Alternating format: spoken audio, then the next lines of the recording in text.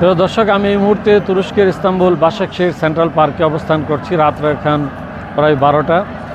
আজকে ইউরোপ কাপের খেলা চলছে তুরস্ক এবং হল্যান্ডের মাঝে। এতক্ষণ পর্যন্ত যে খেলা চলছে ড্র আছে 1-1 গোলে। আর এই পার্কে খেলা দেখার ব্যবস্থা করা হয়েছে সিটি কর্পোরেশনের পক্ষ থেকে। আমরা দেখতে পাচ্ছি এখানে প্রায় এই মাঠে হাজার মানুষ জমায়েত হয়েছে খেলা দেখার জন্য।